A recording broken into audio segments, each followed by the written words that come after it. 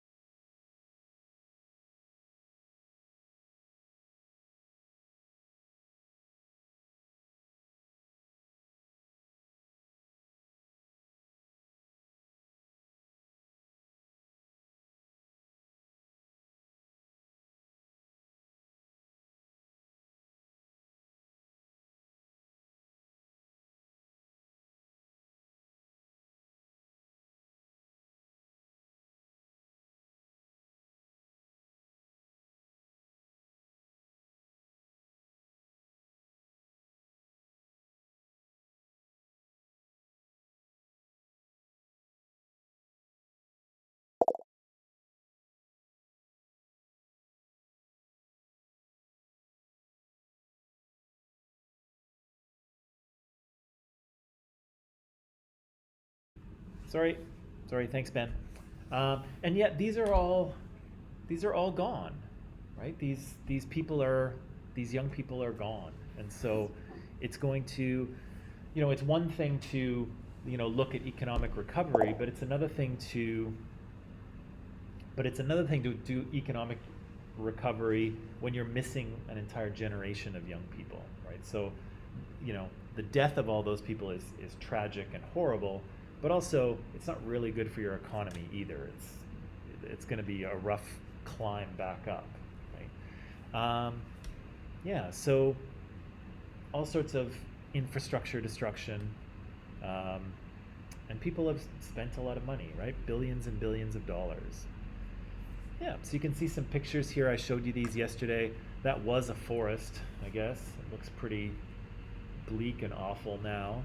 I showed you this picture of a small town in France, kind of before the war. Looks quite cute.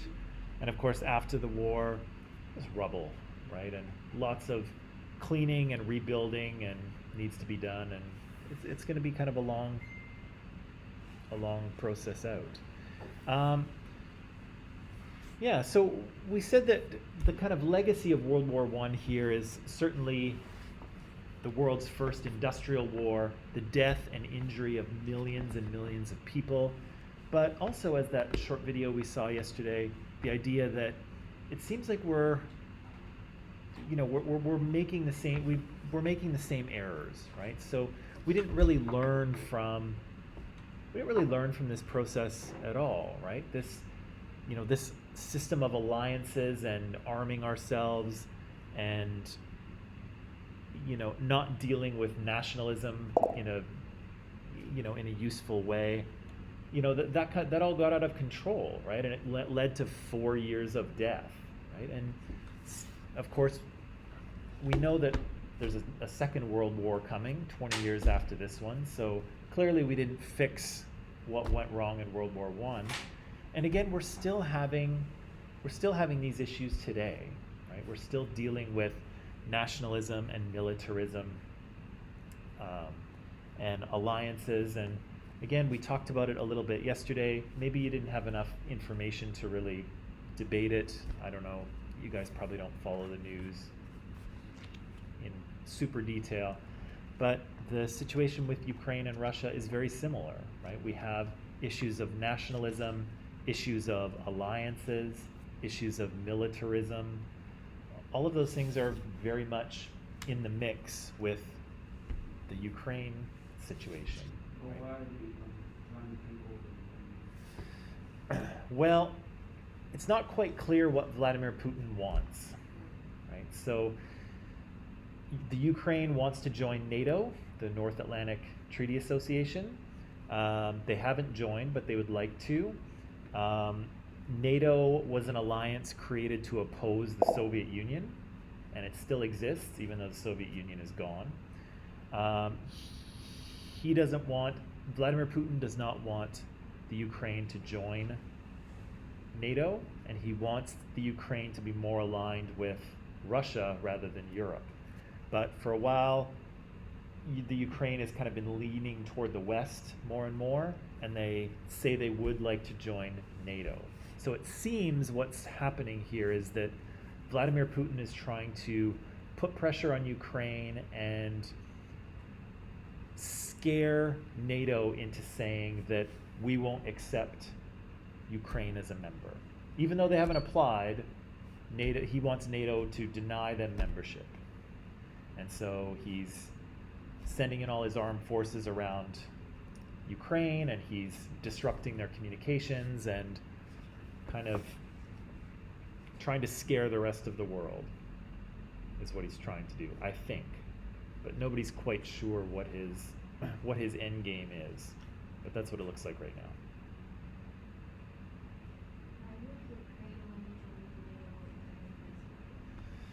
Because Ukraine used to be part of the Soviet Union, right? And when the Soviet Union kind of disintegrated, Ukraine became independent.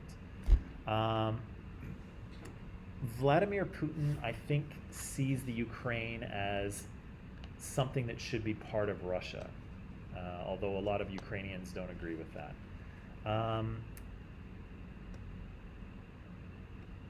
Russia they have influence over Ukraine, and I think they would like more influence. And so I think what Ukraine wants is if they were part of NATO, they would be protected against Russia, right? Because NATO is kind of similar to these World War I alliances. An attack on one NATO country is an attack on all of them, right? So that was the idea during the Soviet times. If the Soviet Union attacked any NATO member, all the other members would come to their defense.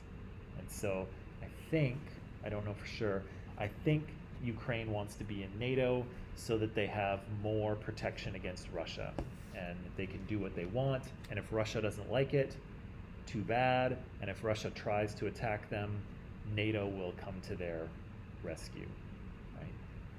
And it happened a few years ago that Russia invaded and took part of Ukraine already. So they've kind of, there you are. You just about kept walking, eh? That they actually did invade and take part of Ukraine 2 or 3 years ago, and nobody really stopped them. Lots of people in the West, shook their finger at Vladimir Putin and said, no, Vladimir, don't do that. And they put some economic sanctions in place, but they didn't really do anything about it. And so he did take a chunk of Ukraine earlier. There's still a conflict going on between Ukrainian forces and kind of pro-Russian forces. So there's kind of it's part of a long history. But I think Ukraine feels as if they were a member of NATO, they would be protected against Russia. However, since they're not, NATO has they have no responsibility to defend Ukraine, and so even if the Russians invade, NATO doesn't have to do anything, and probably shouldn't, but we don't know if Vladimir Putin, if he wants to do that, or if he's just trying to scare everyone so that he gets what he wants, which is NATO saying no to Ukraine. What's that? How about It's not. It's like if I'm not wrong, that's also an alliance, right? Is that like kind of similar to NATO? So which alliance? I think it's Is it a like an acronym, like a bunch of letters?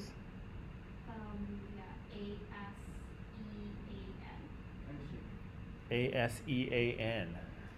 What is that?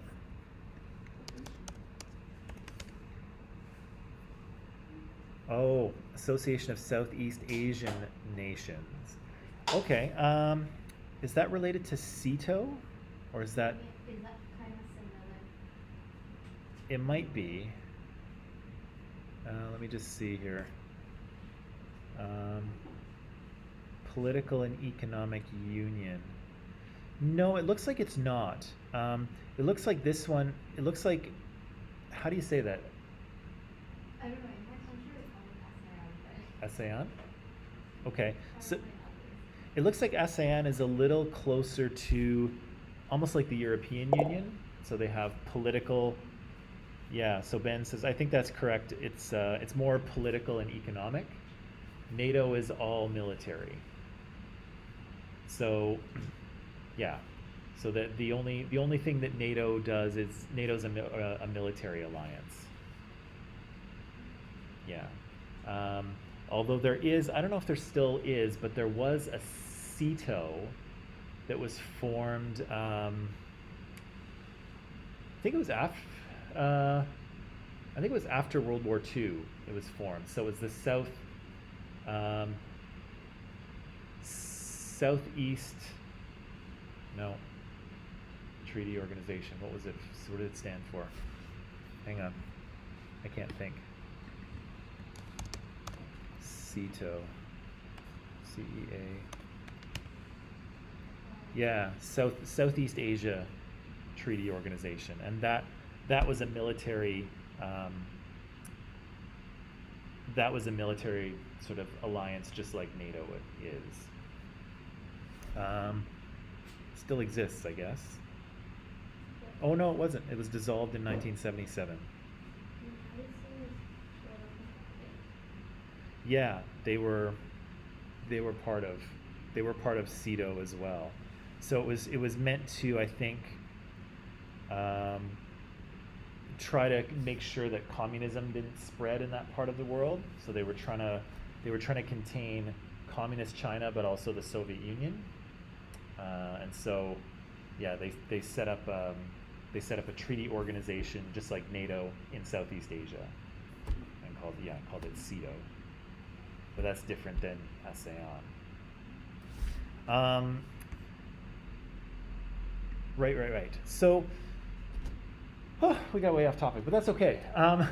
So a similar thing is kind of happening today, right? The same issues of militarism, nationalism, alliances, and who's part of them, and that's all still kind of happening, right? We haven't really solved some of these problems. Now, I asked you yesterday to read this section on the League of Nations, right, and answer some questions, because the League is kind of worth talking about very quickly. We still have a United Nations, right, which either works very well or doesn't, depending on what you think. And I asked you these couple of questions, and I'll answer the first one here, number 2. The League of Nations was kind of created as part of the Treaty of Versailles, right at the end of World War I, and it was something that President Woodrow Wilson of the United States really wanted to happen, right? He wanted some sort of organization of world states to exist so that if anyone kind of got out of hand, if anyone wanted to attack anyone else, basically the entire world could cooperate against them, right? And say, no, you're not doing that, and we're all going to stop you. Right? And that was the deterrent, right? No alliances, no sides, everybody meeting together, right? And again, it did get created, but as we started to read about yesterday, it didn't really work, right? It was kind of a failure, and we identified, I think, 3 or maybe even 4 reasons why it failed, So why did it fail? Why did it not work? The League of Nations. Yeah, anybody could leave or enter at any time. Right. So membership was voluntary, right? You didn't have to be a member of the League of Nations. You could, or if you didn't feel like it, you didn't have to, right? So again, it's hard to make everybody, it's hard to make people do things when, they might not even participate, right? And we read about yesterday in Manchuria, where the Japanese invaded Manchuria. The League of Nations eventually sent someone to look into it. They said that Japan was at fault. Japan was the aggressor. Japan didn't like hearing that, and so they left the League of Nations. And then the League of Nations said, oh, well, they're not a member, so I guess we don't have to do anything anymore. And so they went off and did other things, right? So again, if you don't like what the League says, you can just leave, and then your troubles are over, right? So again, how are you going to make countries accountable when, if you try to, they just leave, right? That's not very helpful. Right? What's another reason why it was kind of a failure? Voluntary membership.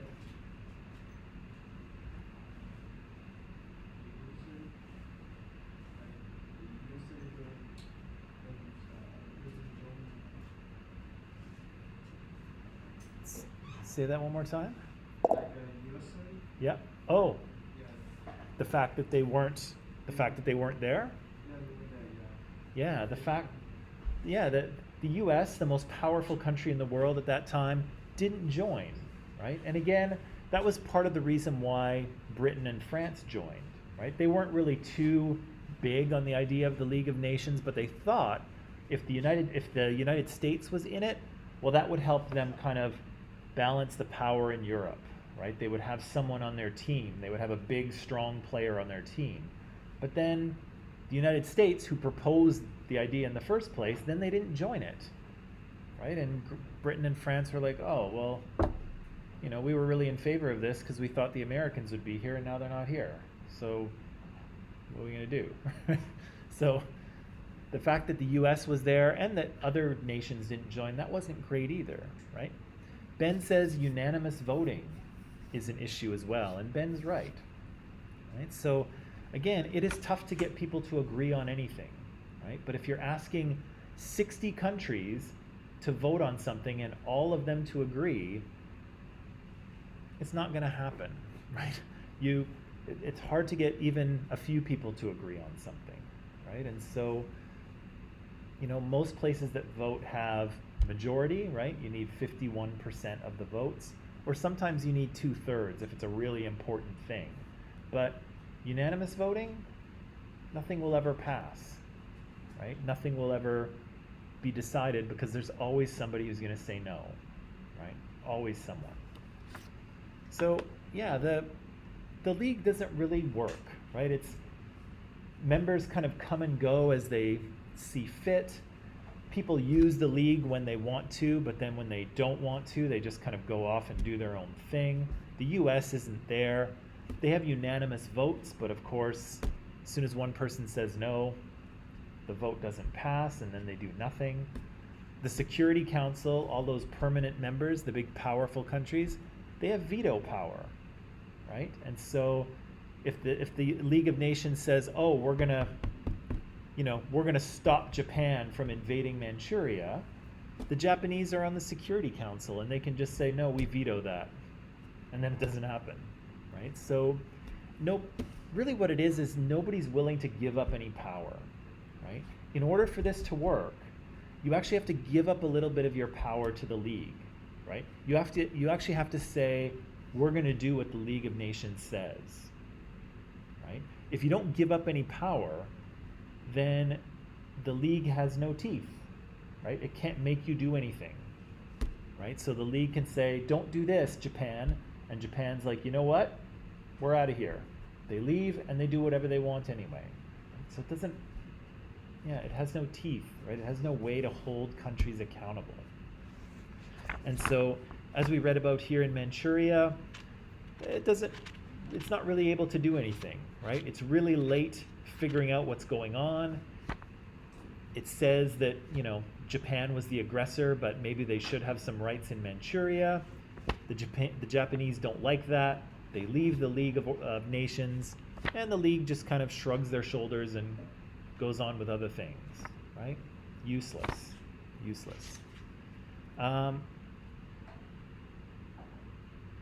We did say, though, that they had some success in other things, right? So this early League of Nations had, where is it now? When you were reading on page 33, you'll notice that they had a World Health Organization, right? The WHO.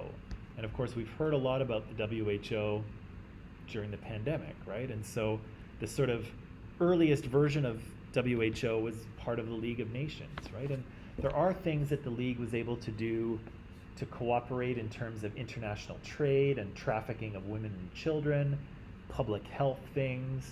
So there were some successes, and they're the kind of successes, they're the things that the United Nations today does really well. But in terms of preventing wars and mediating conflicts between nations, didn't really do anything, right?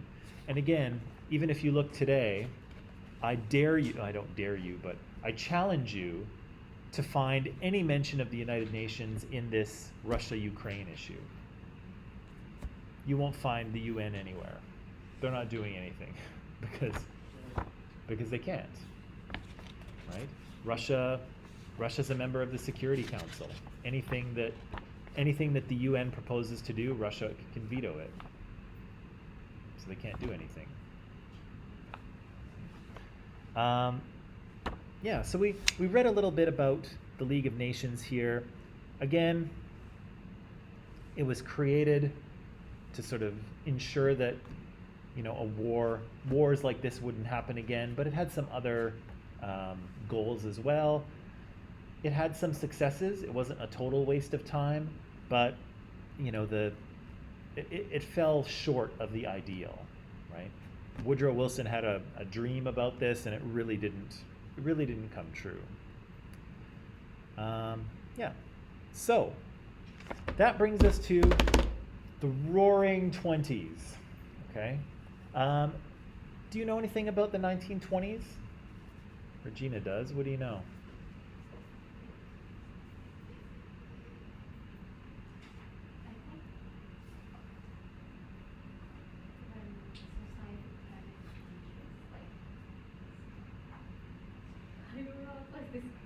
It's okay. The society does change, for sure. How does society change? Well, yeah, society does change. Yeah, fashion is born here, right? Before the 1920s, there's no such thing as fashion. There's definitely not a fashion industry.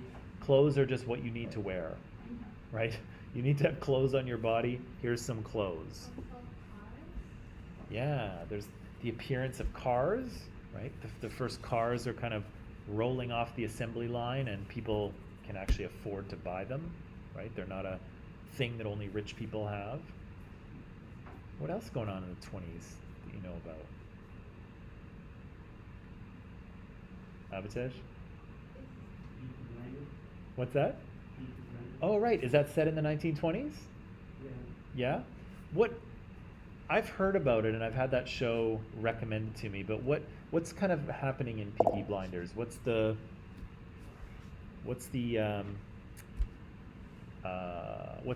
premise? What's happening? It's like this gang is formed Yeah. after we come back from the war. Okay. And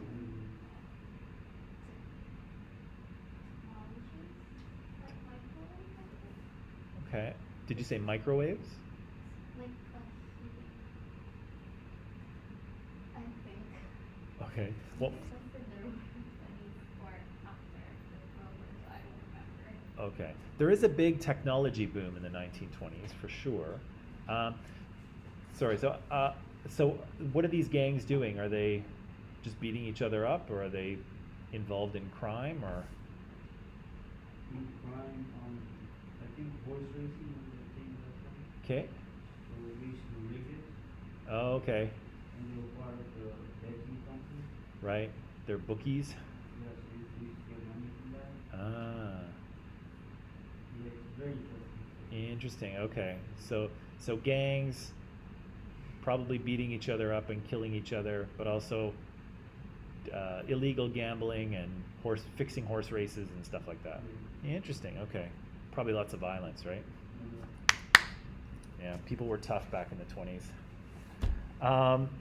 Yeah. Okay. So there's that. There is, as Regina mentions and as Ben mentions, there's a lot of technology that shows up. Okay. So definitely cars, definitely radios. Radio is huge.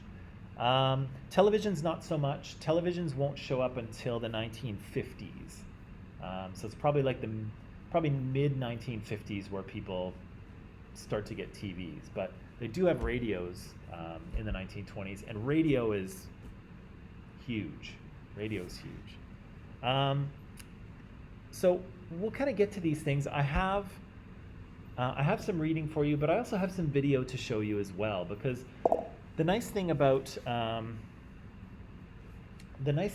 this period of history is that we actually have video, right? And this is when like movie cameras are just starting to be used, right? We have some movies, like a couple from the late 1800s, but of course nobody really had cameras or movie cameras at that time, so we don't have any video. But the 1920s is kind of the first period where we actually have video. We can actually see what was happening, right? So it's kind of cool to be able to see that 100 years ago what things looked like and what people were doing. But before I show you that, I do want you to read a little bit of the textbook. So we'll answer some questions, I'll show you some things, and then I have some video for you to see, okay? So here's the pages in the textbook. I'm just going to dump those into Microsoft Teams for people who are online. So just give me 10 seconds to do that. Let's see, there it is. Oh, no.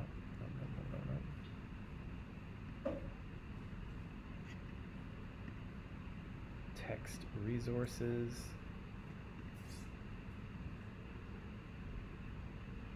There we go. Okay, so section of the text is in Microsoft Teams. I'll let you read, we'll answer questions, then I'll show you some things that hopefully will be interesting to you. Hopefully.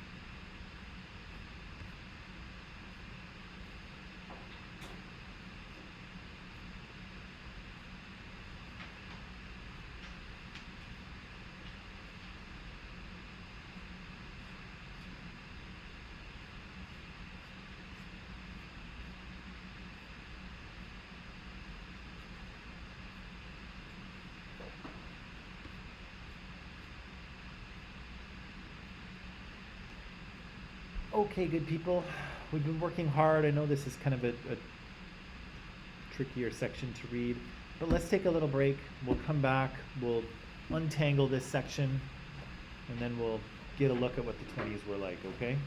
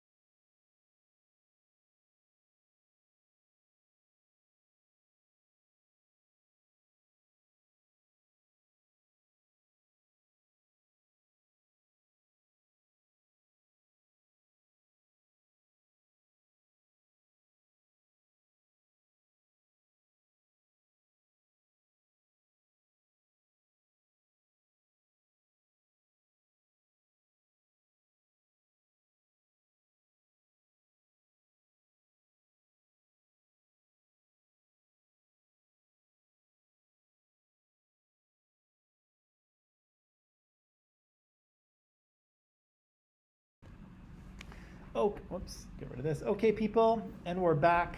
So this is a bit of a complicated section of the text. There's lots of kind of economic things going on. I don't know how well you guys understand economies. I'm not sure how well I understand economies, but we'll try to sort our way through this section of the textbook, okay? So, what's that? A couple minutes. So again, this is a tricky section of the text, but let's see what we can do with it here.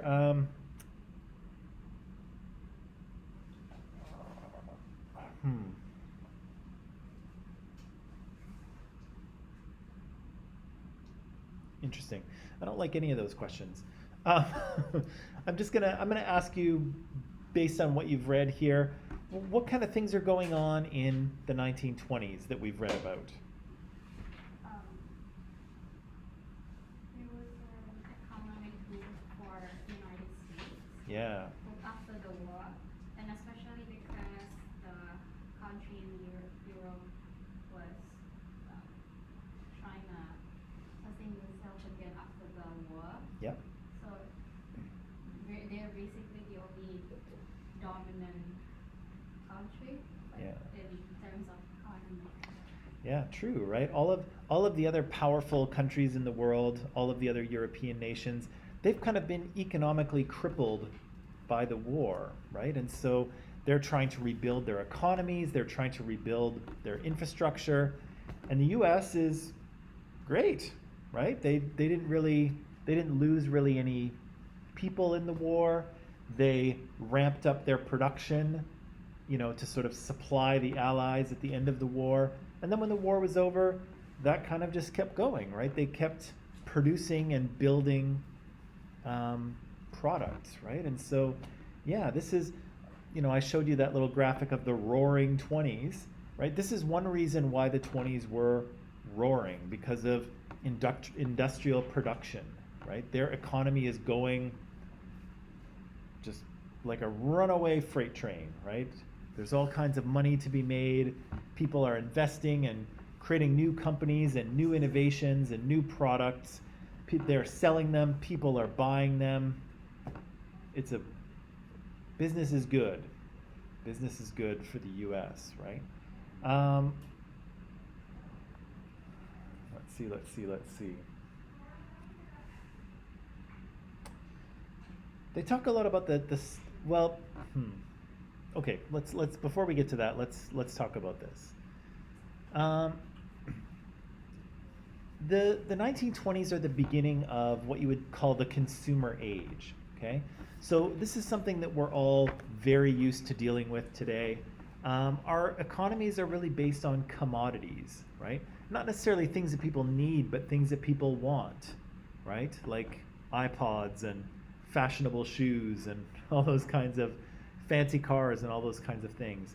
Before the 1920s, economies were really based on just the basic necessities, right? Simple food, simple clothing, simple products, right? The economies were a lot smaller, but now in the 1920s, there's lots of things coming out that people don't necessarily need, but they want, right? And people have the money to buy them, and the cost of these products has come down, right? The first cars that were ever produced, you would have to be wildly rich to afford one, right? But once they start being mass produced here in the United States, regular people can start to afford them, right? And they do. They start to buy them, right? We see the appearance of labor-saving machines, right? Vacuum cleaners, clothes irons, right, for ironing your clothes, stoves, washing machines for your clothes, electric irons for straightening your clothes. All that stuff shows up for the first time, right? Things that we don't think about, right? We just think are normal things to find in a house. Here in the 1920s, they're brand new, right? They're a luxury convenience of the modern world, right? Imagine having a washing machine that washes your clothes, right? Amazing. Have you guys ever seen one of these old washing machines? When I was a kid, when I was younger, I used to work at a Mr. Lube, changing oil in cars, and our manager went out to the country and he found this old washing machine and he bought it so that we could wash our shop rags, so we didn't have to just throw them out and buy new ones all the time. And it was this big thing that looked like a drum, so it kind of looked like a regular washing machine. And so it had that thing in the middle, you know, that tall thing in the middle that swishes around. It had that, but it didn't have any sort of automatic circuitry. So you basically turned it on, and then when you were done with it, you turned it off. So it, you know, now we just press the buttons, right, or turn the dial, and it does its own thing. This thing just had an on and an off switch, basically. So you would throw all your clothes in there, throw some soap in, hey Kenny, switch it on, and this thing would swish them around, right? And then when you were done, you came back and you turned the machine off. You could drain the water out of it, the dirty water, and then you take the clothes and you run them through like a thing to squish out the clothes. So it was like two rollers kind of thing, and you just fed your clothes through and it like wrung them out, and then you'd have to like hang them on a line to dry. Super primitive, but for the 1920s, that's what people had, and they were a huge convenience, right? Instead of taking your rugs outside and having to beat them with sticks to get the dust out of them, now you have vacuum cleaners, right? What a time-saving device for the housewife, right? What's that? It looks really. You found one? Really old. What did you search for? Washing machine in the Roaring Twenties. Okay. Washing machine in 1920s. Oh wow. Okay. Yeah. Yeah, that was basically it, right? Maybe I'll just put it on the screen here if I. There it is. Yeah, so it's just a tub with a motor on the bottom, and then there's that thing you see the rollers there. The rollers rotate, and you just feed your clothes through there, and they squeeze all the water out. Unbelievable. Let me just see. The one we had at Mr. Lube looked a little more. Yeah. I guess it looked a little more like this. Like this. Yeah, it looked a little more like that one. So it wasn't from the 20s. It was probably from like the 50s or something, but still unbelievable, right? Simple technology, but for people around in the 1920s, huge convenience, right? You didn't have to before you'd have to just get a tub and wash your clothes by hand, right? But now you have a machine to do it. Electricity starts to show up in people's homes for the first time, right? So again, prior to this, you want to turn the lights on, you light your little gas lantern, right? Like you might do when you go camping now. But people start to get electricity, right? And that electricity can power all of these things like vacuum cleaners and washing machines, and later radios, right? And radios are hugely important, right?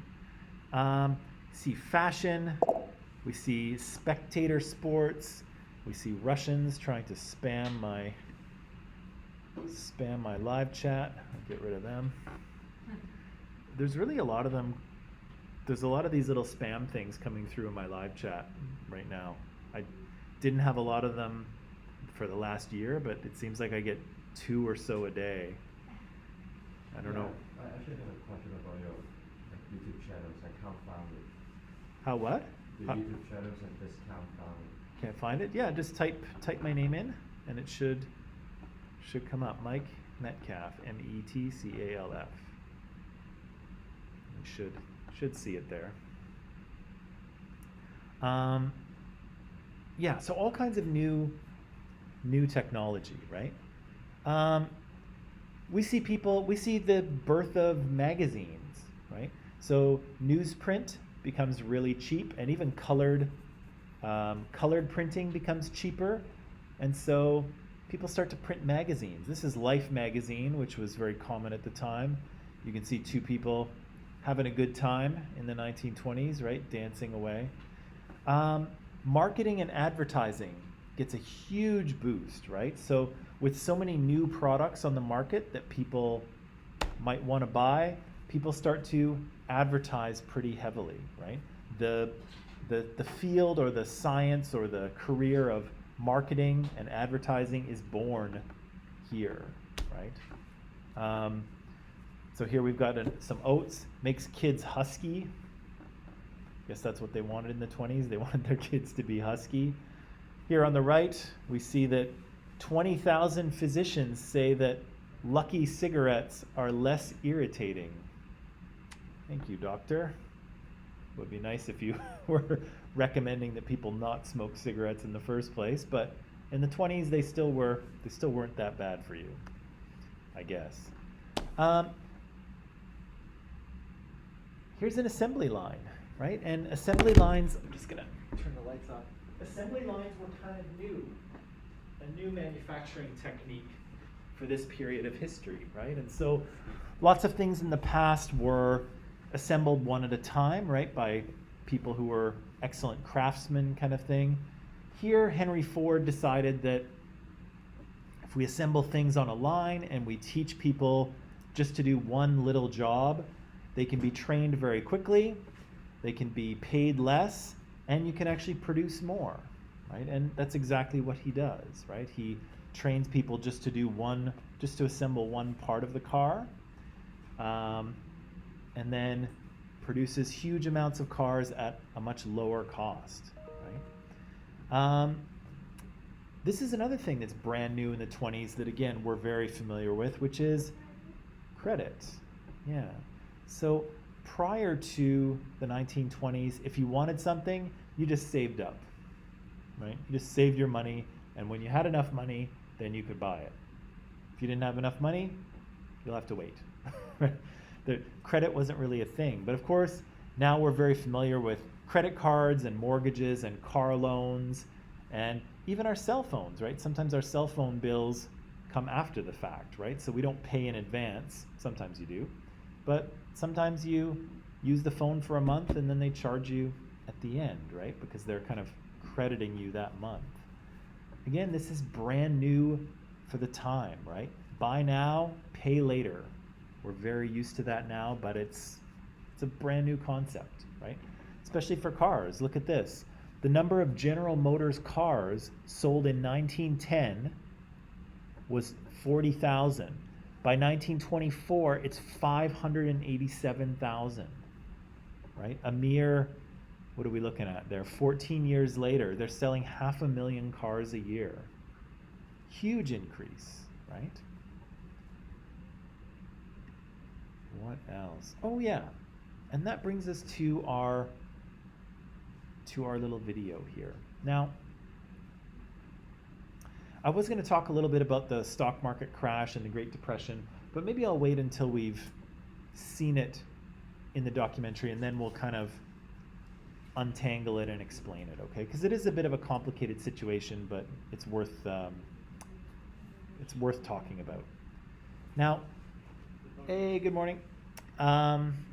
So for online people, I'm just going to pop this into Microsoft Teams, the questions and the link for the video. As you can see here, guys, this is what I want you to, whoops, actually you can't see that. This is what I want you to keep track of, okay? So look for social or cultural changes in the 1920s, okay? How does society change, and how does culture change? The video will point out a bunch of ways, okay? And the second thing we'll look for is technology. I've said communication and transportation here, but any type of technology that you see appearing is worth it, okay? The other thing I'll say about this documentary here is that it's America, right? And so it's very focused on what's going on in the US and some American history. So you'll hear about some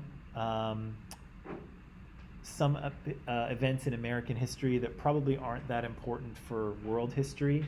I think they'll talk about a flood in Mississippi. In world history, it doesn't really mean anything. I think about a hurricane in Miami. Big deal for the US. For the rest of the world, they didn't really notice it, right? So again, that's the idea of historical significance, right? Depending on the story you're telling, some things are important and some things aren't. And so this is kind of the story of America. So we're going to hear some events that are important for America, but for world history, not really. But we'll still hear about them, okay? So, online people, I'm going to turn you loose to watch some of this. Let's watch just 15 minutes, okay? We'll watch 15 minutes of the video. Oops. There we go. We'll watch 15 minutes of the video, and then we'll come back here and maybe have a minute to sort of review what we've seen, okay? So, online people, I'll see you in 15, okay? Link and questions are in Microsoft Teams.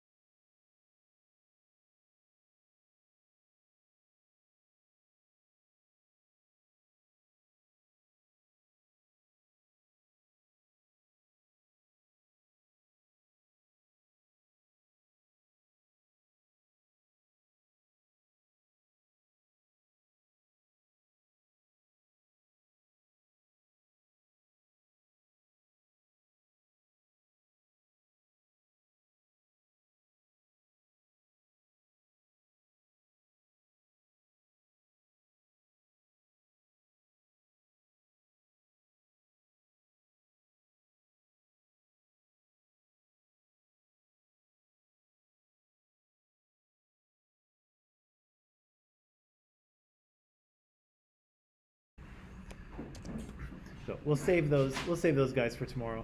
But as you can see, it's pretty wild and crazy, right?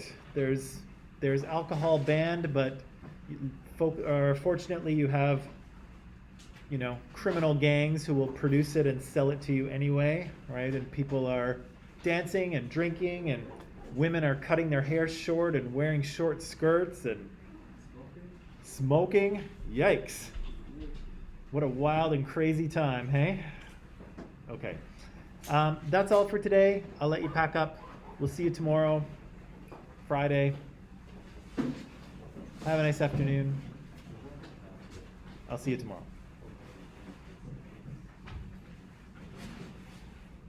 See ya. See you.